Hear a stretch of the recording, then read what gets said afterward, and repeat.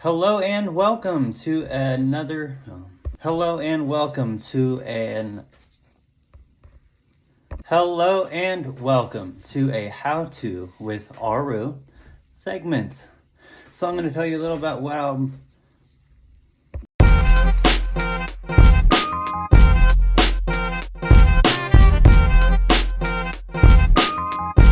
Hello and welcome to a how-to with Aaru segment. First things first, I'm going to tell you a little bit about what I'm going to be doing and what materials I'm going to be using. So let's start off with, I'm going to use natural bristle big brushes. These are Bob Ross brushes. I have two 2-inch Bob Ross brushes. I have two 1-inch Bob Ross brushes. This is the rounded tip. And I have haven't used these in a long time, number 3 and a number 6 fan brush Bob Ross set. And we're also going to be using the liquid clear Bob Ross. I don't know if liquid clear in the store is the same as this, but this is how I was taught to do what I'm going to show you today. And let's get after it. All right, welcome back, guys. Welcome back. Let's get started applying this liquid clear to my obvious canvas. This is an 11 by 14 canvas, and it's on a tabletop easel, and I actually have it C-clamped to the table so it holds it steady, because painting with these is very rough. So I can't decide if I want to start with the 1 or the 2. I'm going to start with the 2. So I'm going to apply the clear with one of my 2-inch brushes. And what you want to do is you want a very minimal amount of this. You do not need a lot. So you're going to just like stick it right there. So it's just on the tips of this. And you won't be able to see it on here.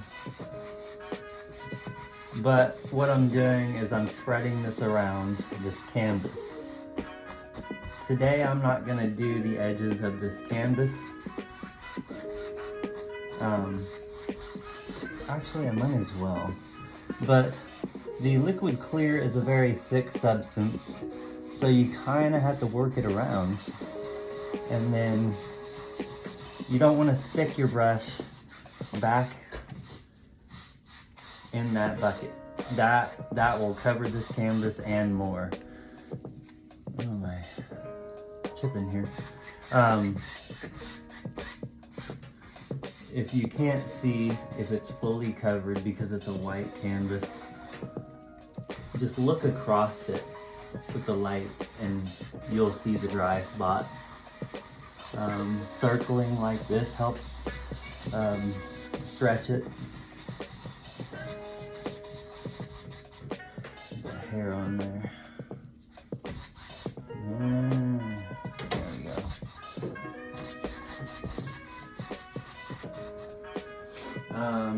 Okay. Yeah. So in a minute I'm going to look across this to make sure that we have a good even coverage of the clear. You want to go up and down, side to side. Guys, if you ever buy a painting from me, you'll always get a piece of my animal. I have dog hair galore. No, that's not even dog hair. But anyway, so I'm looking across here.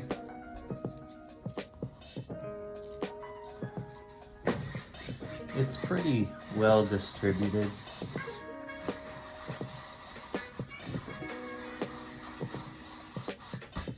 You're also getting bristles in it too.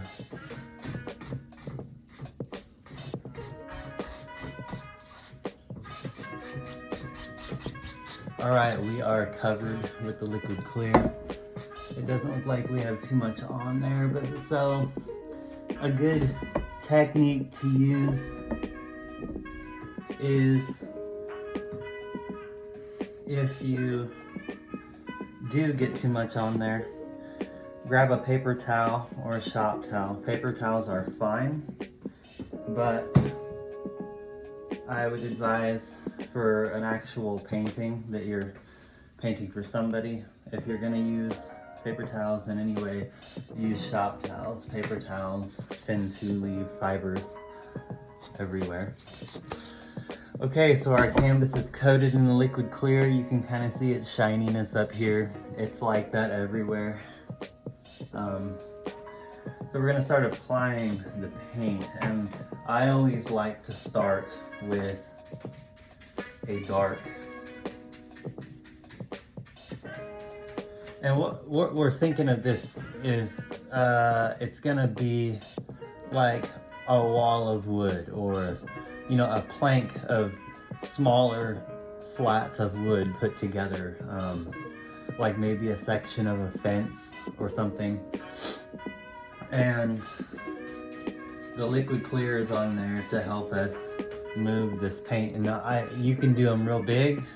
You can do 4, you can do 5, you can do 6, you can make them real small. It depends on how much you want to do, but I think I'm going to go 1, 2, 3, 4, 5. Let's just do 5. And you're just applying the color on.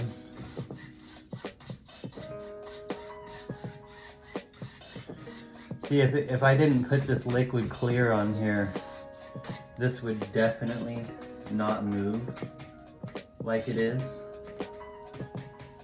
Oil paint is very thick. Let's see here. A little bit.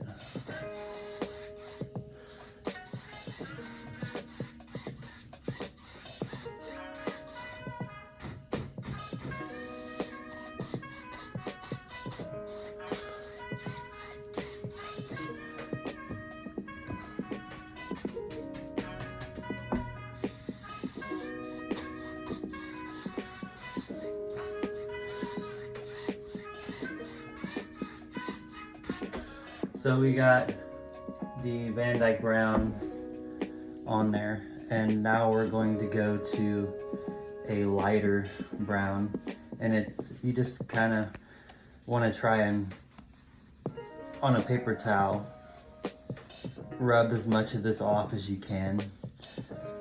It's going to darken or light, you know, whatever color you're putting on next. So let's go with the dark sienna. It's a redder, dark, but sienna color. Grab a little touch of that crimson on the other palette, pop it in there. And let's go right here and see how it's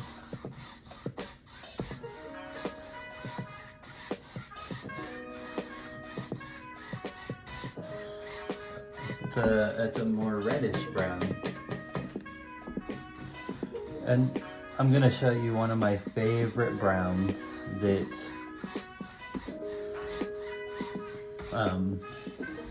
I was taught to make. So if you don't know why I have crimson and green, the sap green, on the other palette, is because when you mix green and red together, you get brown. And depending on what browns and reds, or what greens and reds you mix together, you get different shades. But see, I'm just rubbing these brushes like this, taking the bulk of the paint off. So let's grab a little bit of the burnt umber and then put some raw umber in it and get a kind of like a very tan brown, and run it right here.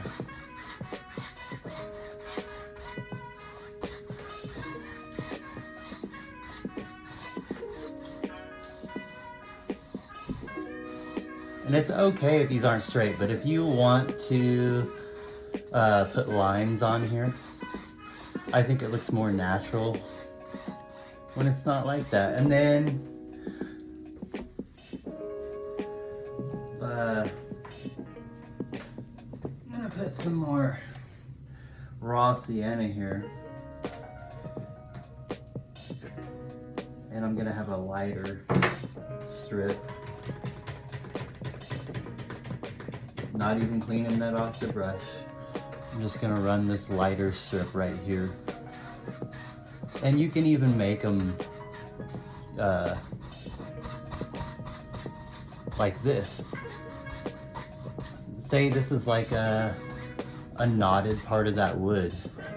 So it's darker right there, and it so it's gonna angle up.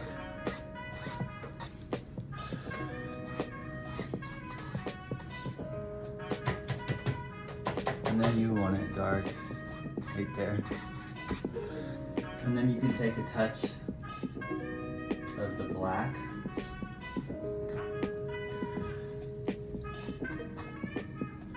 Like that. Now let's tap it up here and and then get some more of that brown, or the sienna.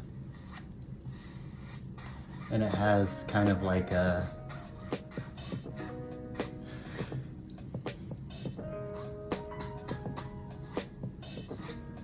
and I'll show you what we'll do with that in a second. It's okay to give some, you know, pieces of wood a dark color.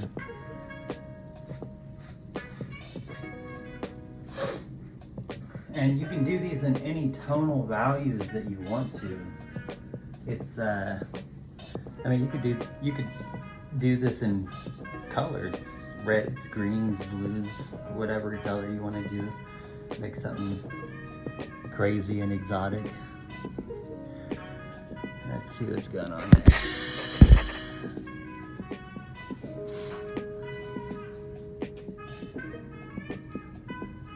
And then, so I'm going to now take this brush and I'm gonna take my crimson and green in equal parts,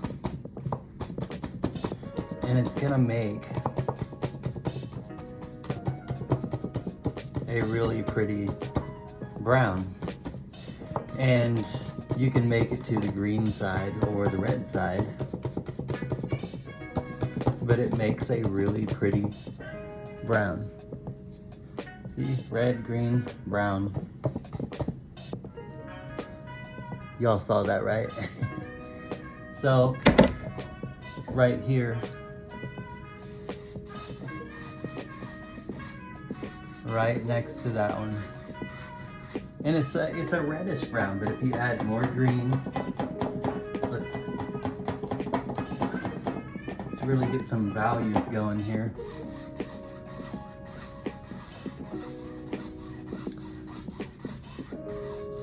Bring it right over that white mark there. Grab a little bit of the sienna that we were using.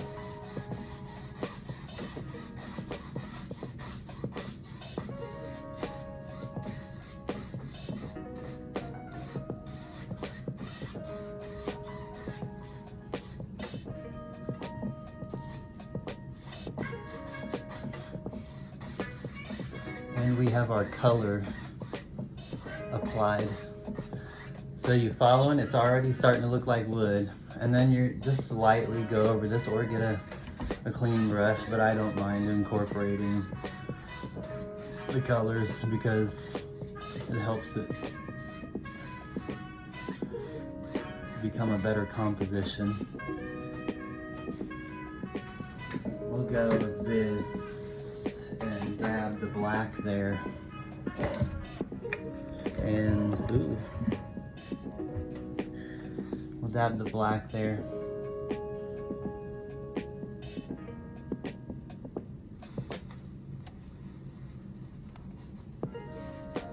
and put a little twist like that for another knot. And then we'll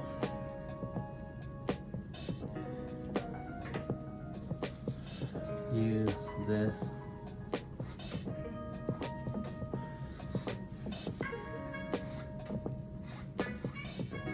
for the light and dark of that knot. That looks pretty cool, doesn't it? I don't know if you can see that. The glare. I'll show you the finished piece when it's all done, if you are having trouble seeing this. No, let's go ahead and do the sides. So,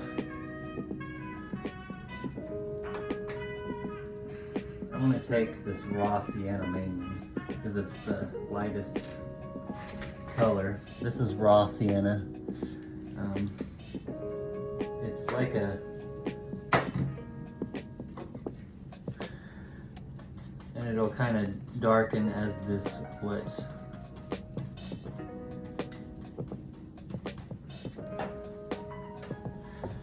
And let's just run this up the side like this.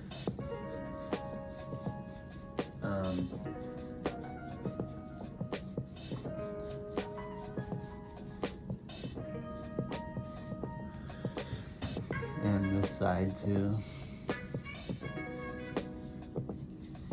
Actually spreading on there pretty nicely without the clear on there. Some of it leaked over. Sorry, I gotta lean over here. If I'm in the way of the camera, I'll be out of the way in a moment. Up there, we can hit the bottom later. That's just for effect, so if it's hanging on a wall. We can take that brush that we applied the clear on.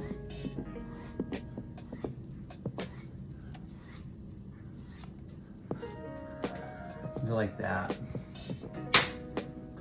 Now the fun part. So,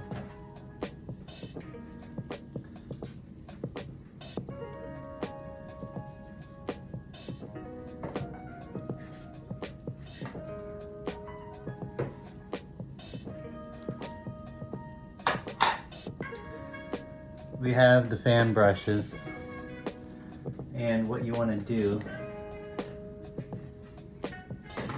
is take and put it in some thinner, paint thinner,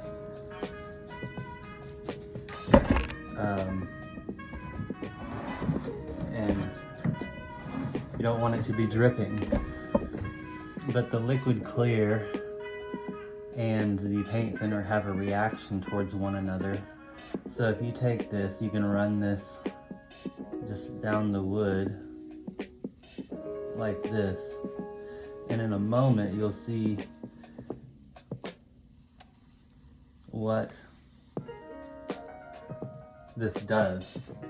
And I'm going to clean the brush every time so you're not just making mud and smearing brown around everywhere.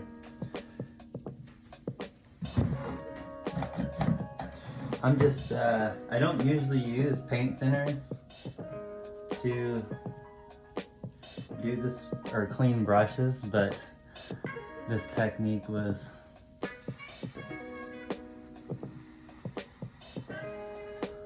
taught to me by the one and only Bob Ross, so you can thank him for that.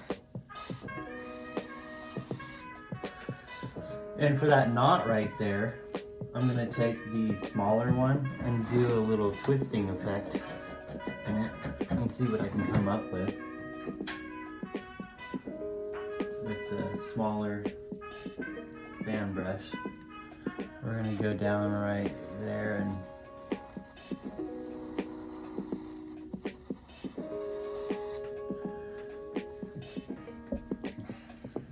let's take this one like this.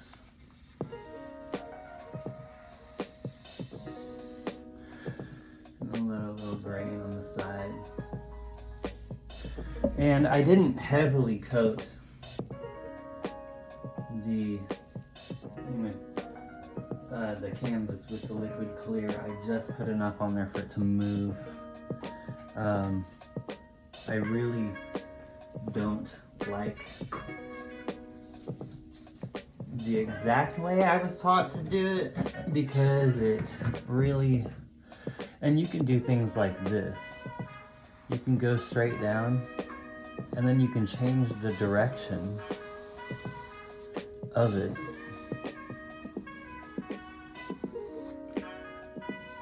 Because not all wood grain is the same. And then you can take darks and lights in the middle of that. And so right here, I'm just gonna go, so see how it kind of has this funnel effect there? So I'm gonna take it like this, go right down, and then start going like this. And then on this side,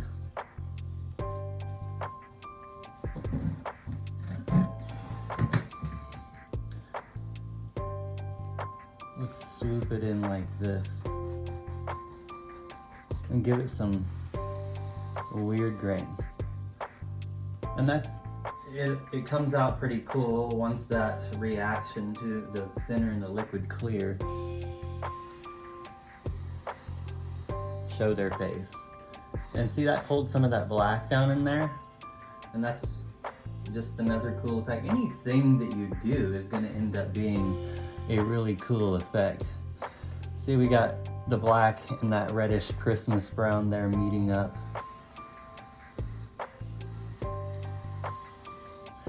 Like that.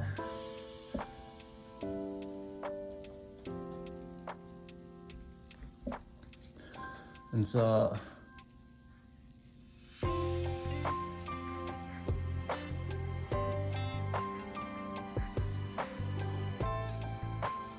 you can do all your grains however you want to do them. You can do them all in the same direction. I typically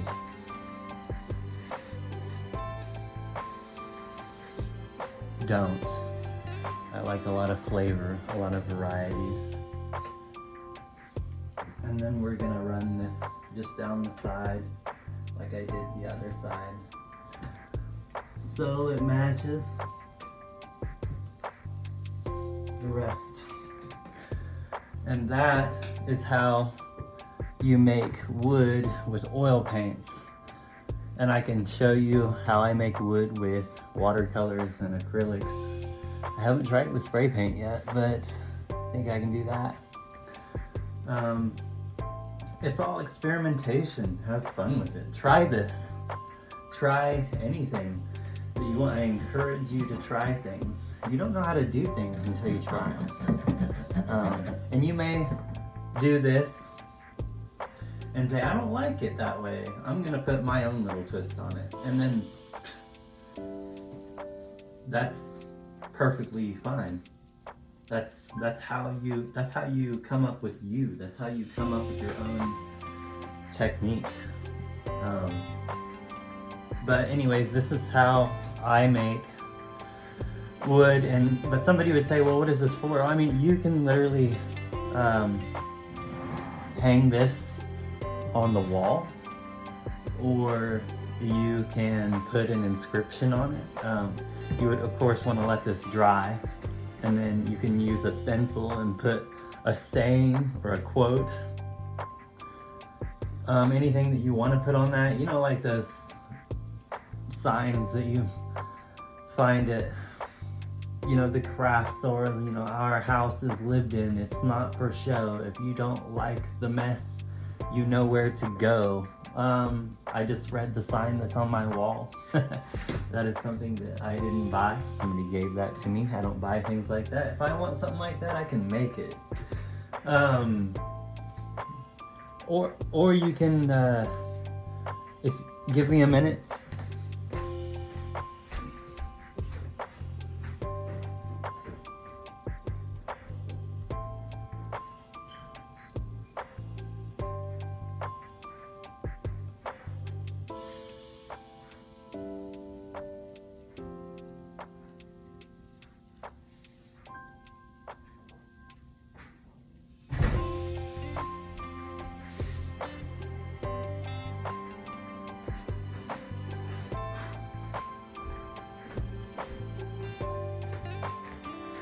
So you can let this dry, which would probably take a week or two until it's dry to the touch, and probably I don't know, a month maybe, just to be on the safe side. But you can't paint anything on top of this but oil paints. If you put acrylics on it, it's gonna crack and peel off. You definitely can't put watercolor on it. But you can paint little scenes, and so I didn't think that I had this anymore, but I made this a long time ago. This is much bigger. Let me get this out of the way so you can see that.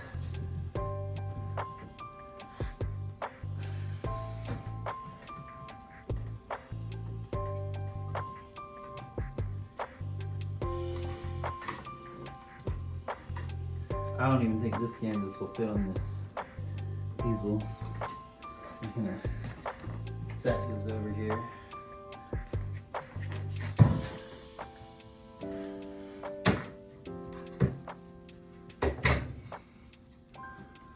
Sorry. I'll be more prepared to do things like this in the future. This is my real weird and unorganized self. And I'll move this back. This is one I did, I don't know, 3 or 4 years ago when I was practicing this technique that was taught to me by someone who was a great painter. Anyways, that's Crappy Mountain. This is a practice of a wet on wet technique on top of this background. So I put all this in while this was wet, doing the wet on wet technique. Wet on wet is very sloppy. It's very messy. But what I would tend to do is let this type of thing dry,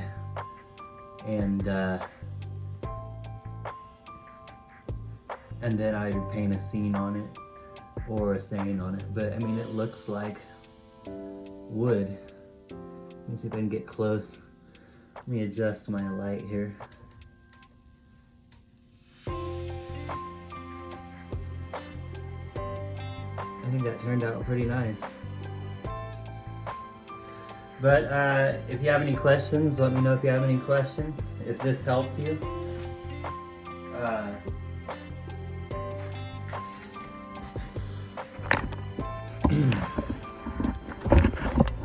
If that was a helpful information video, or if it helped you in any way, let me know. Tell me in the comments if you have any requests for the next how-to. Put it in the comments, guys.